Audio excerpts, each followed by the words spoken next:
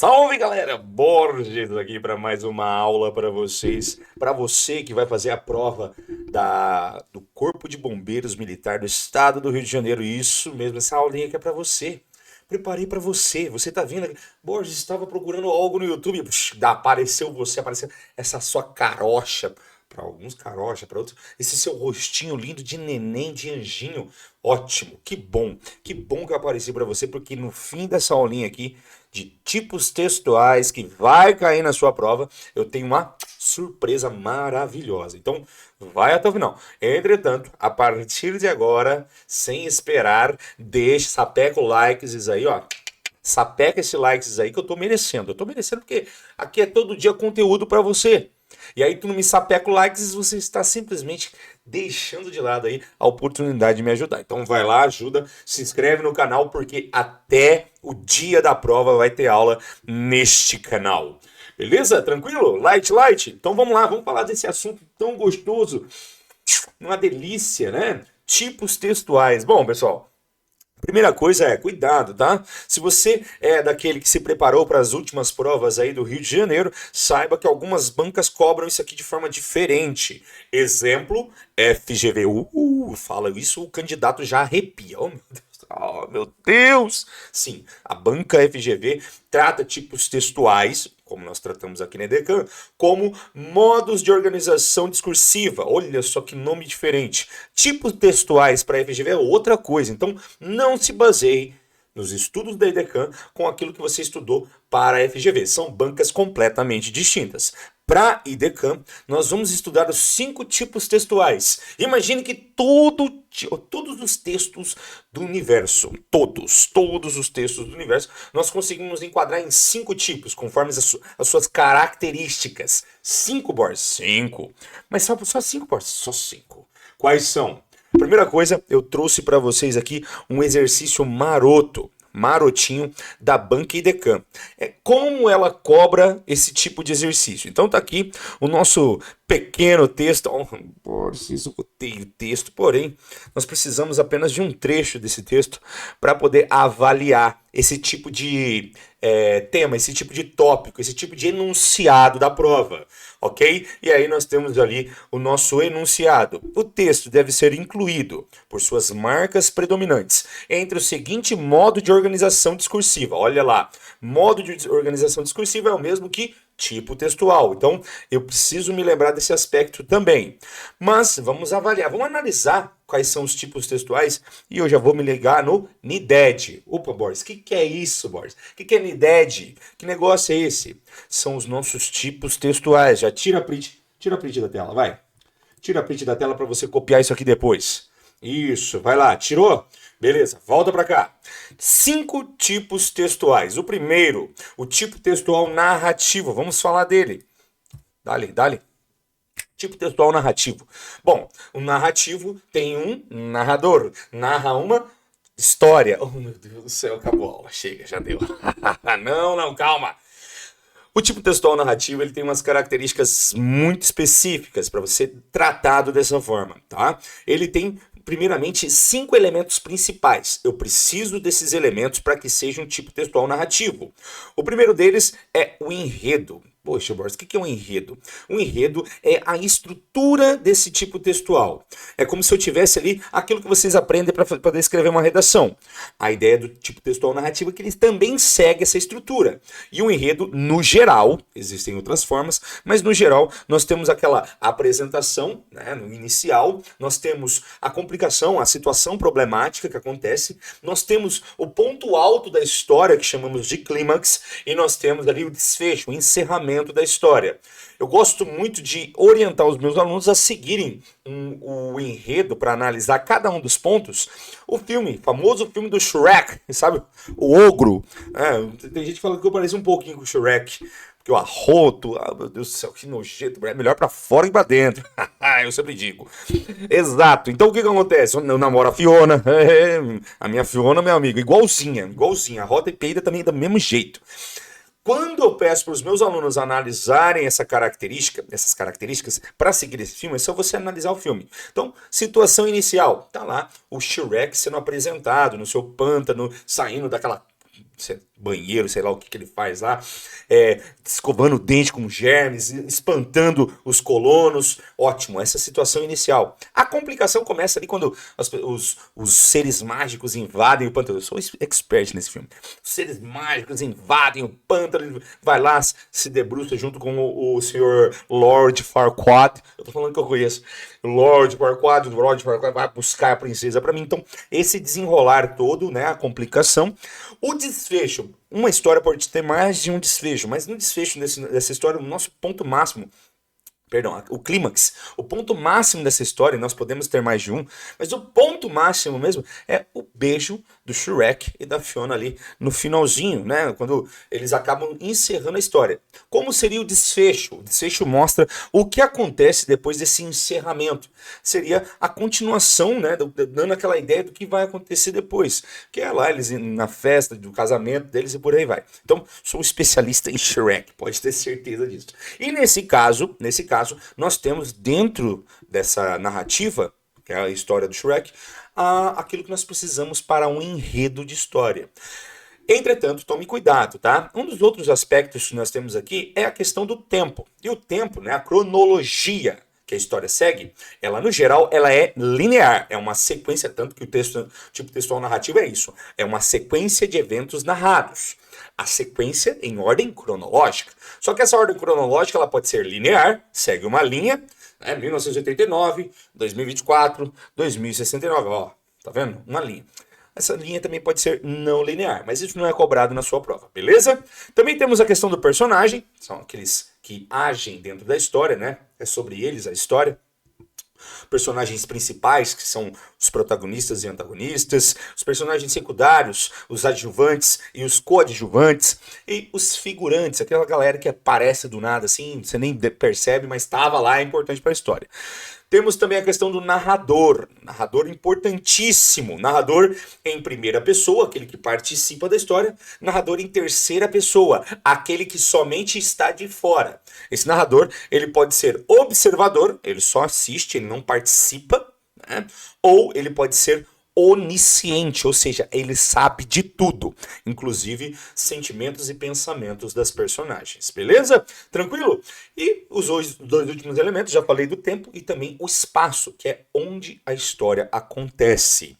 Essa é a narrativa. Quais são os nossos gêneros textuais? Lembrando que gênero textual são todos os tipos de textos que existem. Gêneros textuais eu costumo dizer, são infinitos. Todo dia pode surgir um gênero textual diferente. Mensagem de WhatsApp é um gênero textual. Então, gêneros textuais do tipo textual narrativo, quais nós temos? Temos aí o romance, nós temos a fábula, nós temos a lenda. São todos que apresentam essa ideia de história.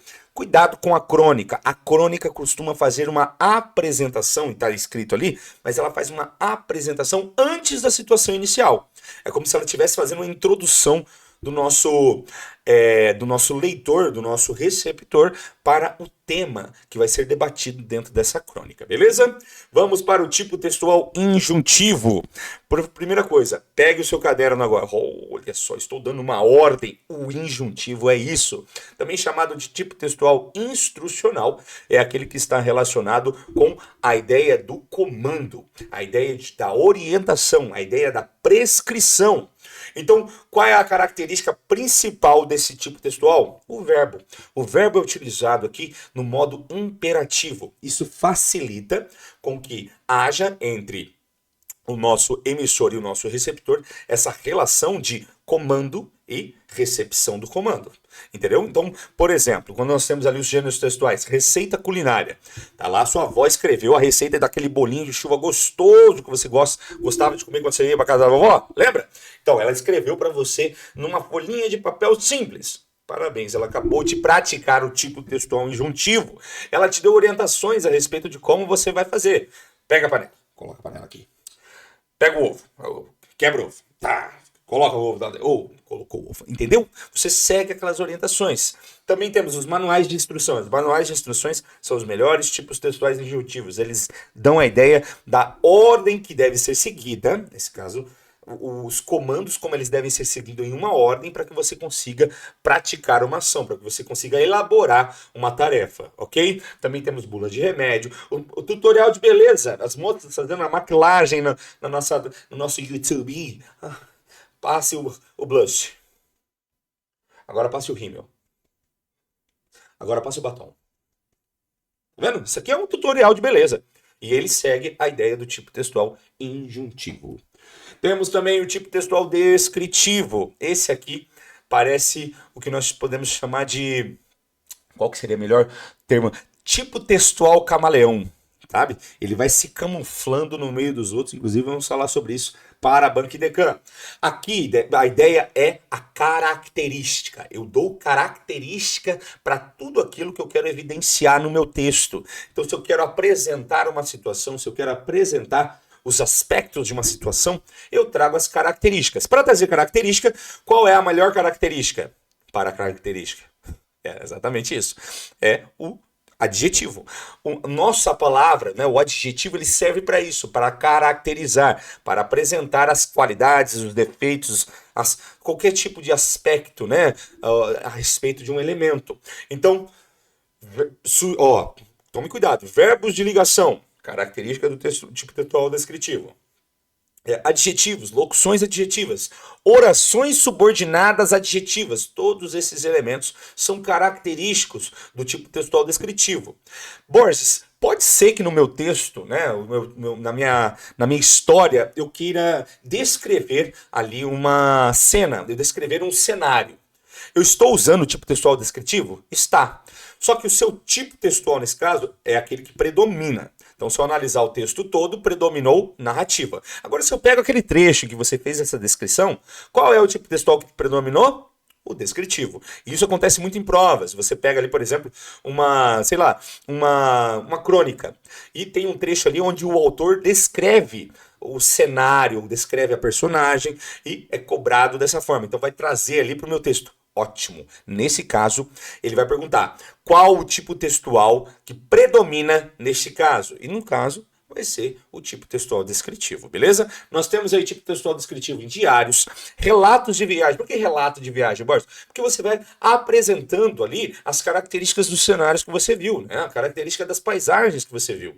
Você também tem, nesse caso, os cardápios de restaurante. Por quê? Porque no cardápio de restaurante você apresenta ali as características do prato que o cliente vai comprar. Você também tem aqui o anúncio de classificado. Por quê? Porque se eu for vender o meu carro, eu vou trazer as características dele. O nome, o ano, a marca, a cor, a condição em que ele se encontra, tudo isso é do tipo textual descritivo. Tipo textual expositivo, para facilitar a sua vida. Isso aqui que está acontecendo agora, este vídeo que você está vendo no YouTube, ele é do tipo textual expositivo. Eu estou expondo uma informação, estou expondo para você aspectos didáticos. É muito relacionado o tipo textual expositivo com aspectos didáticos. Por quê? Porque é característico dele, né? Você não consegue dialogar com o livro ali de ciências que está expondo aquelas informações para você. A notícia também, né? A notícia por si só, ela traz essa característica expositiva, ou seja, ela está apenas apresentando para você o fato. Não tem necessidade de influência, não tem necessidade de atuação da sua parte. Muito característico do tipo textual expositivo também, se a gente analisar nessa perspectiva, tá? É a questão da função de linguagem que mais vai se adequar nesse caso. E a função de linguagem aqui é a referencial, também chamada de função denotativa. Por quê? Porque o mais importante na função denotativa é o assunto. No tipo textual expositivo, o mais importante é o assunto. Exatamente isso. Nós temos então a notícia. Os artigos, tome cuidado, meu amor. Tome cuidado porque não é artigo de opinião.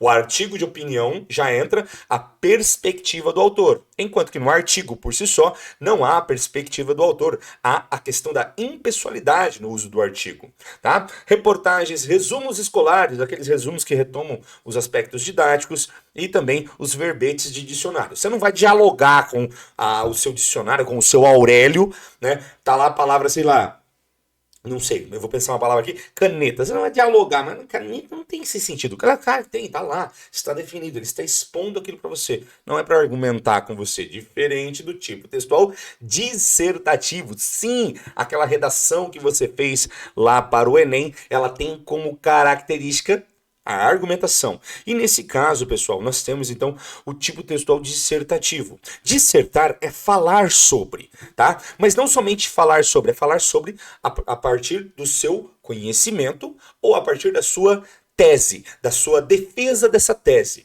Então, o tipo textual dissertativo expositivo, ainda existe essa separação, tá? Do tipo textual dissertativo expositivo e dissertativo argumentativo. Dissertativo expositivo, ele tem como característica a apresentação de informações que você tem, só que sem a característica de você, nesse caso, defender a sua tese, né? Você só expõe informações.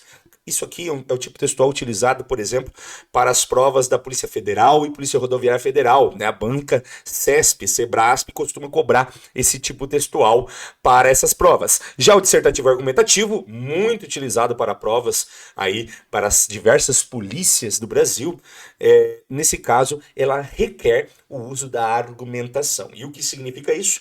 Você usa mecanismos, ferramentas dentro do seu texto para defender aquilo que você acredita, para defender aquilo em que você acredita. Então, quais são os gêneros? Nós temos a estrutura, antes de falar dos gêneros, nós temos a estrutura desse tipo textual: a introdução, o desenvolvimento e a conclusão. Então, nesse caso, nós temos uma estrutura pré-definida. A introdução, como sendo a apresentação ali do tema, mais a tese do nosso autor. Nós temos o desenvolvimento, onde ele utiliza ali os seus argumentos, as suas ferramentas argumentativas, e a conclusão, que é um fechamento que busca retomar uma reflexão a respeito do assunto ou também, nesse caso, apresentar uma proposta de solução para a problemática trazida na tese. Os gêneros textuais dissertativos, artigo de opinião. Aqui sim, olha só que loucura, Borges. Qual que é a diferença, Borges, da redação do Enem para um artigo de opinião? O artigo de opinião você assina, você coloca o seu nome, olha, isso aqui fui eu. No nosso texto dissertativo argumentativo do Enem, se você colocar o seu nome, você zera a redação. Abaixo assinados, manifestos, sermões, sermão, tipo do padre, a humilha, né, homilia, os dois nomes estão certos. Sim, nesse caso também. Teses, né, todo aluno passa pelo TCC, né, então nesse caso, o trabalho de conclusão de curso é onde ele defende a sua tese.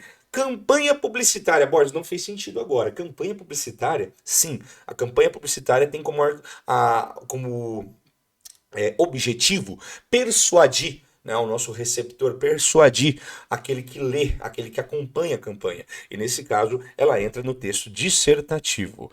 Amém, ó misericórdia, meu Deus.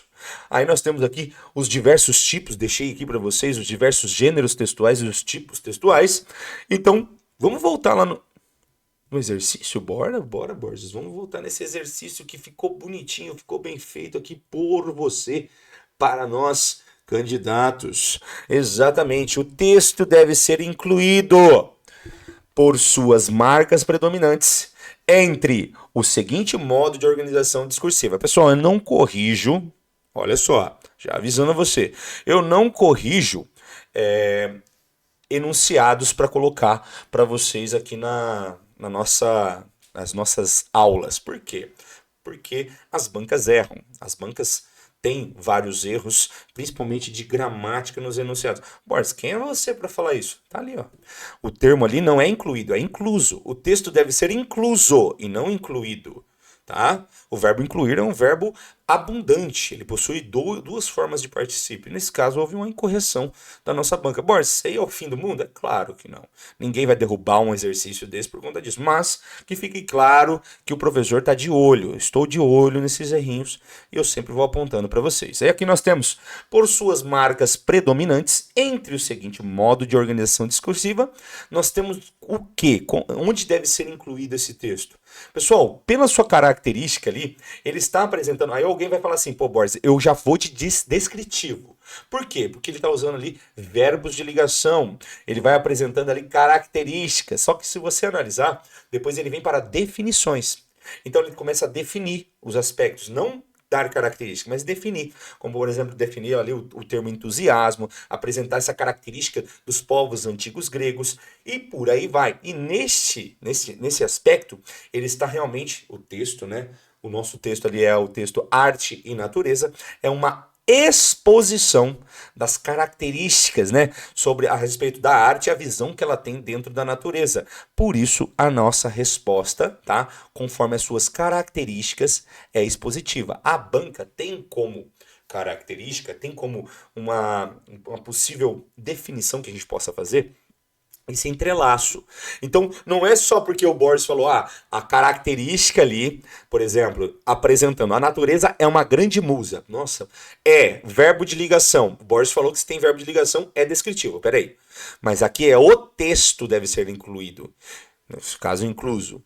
Não é apenas o trecho apresentado. Quando a gente analisa o texto como um todo, nós percebemos que, neste caso, a característica dele aqui é expor a respeito das questões relacionadas à arte e à natureza. E essa ligação, essa conexão que existe entre esses elementos, de uma forma didática, voltado ali para a área artística, para você ter essa noção. Aqui, nosso autor é Alfeu Trancoso, ambientalista e professor de filosofia. Aspectos filosóficos e aspectos biológicos, né, ambientais a respeito do assunto. Essa é a dica que eu deixo para vocês e eu já peço para você, por favor, deixe o seu like. Borges, você falou que ia ter uma paradinha no final. Temos uma paradinha para o final. Pessoal, estou terminando de preparar um material didático para você que vai estudar para a IDECAM, tá? A nossa proposta aqui é trazer todo o conteúdo. Borges, mas não saiu nem o edital. Exatamente. Baseado nos editais aí da banca, né, a forma como ela cobra, esse material já começou a ser elaborado. Assim que tivermos o edital, nós vamos apresentar para vocês esse material, ok? Você que está seguindo aqui já fica de olho, porque com certeza eu vou trazer para muitos de vocês esse material de forma gratuita. É claro que para alguns eu vou cobrar. Por que você vai cobrar? Você é um mercenário? Muito, completamente. Se tem uma pessoa que é mercenário, quer dinheiro, sou eu. Porém, eu sei muito bem ajudar aqueles que estiveram ao meu lado desde o início. E você, com certeza, é um desses, tá bom? Tá aqui desde já, tá trabalhando comigo, já tá seguindo, deixando likes. E eu tenho certeza que eu tenho a minha gratidão, a minha forma de mostrar essa gratidão é te ajudar a alcançar uma vaga. Eu só quero uma vaga para você no final desse trâmite, no final desse concurso, para você tomar posse e falar assim quando você estiver fardado, Borges, estamos aqui. E é isso que eu quero de você, beleza? Tranquilo? Então já deixa seu like, fica preparado, porque esse conteúdo, esse material didático, tá, em PDF, vai sair aqui para você fresquinho e você vai aproveitar para estudar língua portuguesa de forma objetiva para a Banca IDECAM. Um beijo nesse coração ávido por conhecimento. Fiquem em paz. É nóis. Valeu, menino. Valeu, menina. Valeu.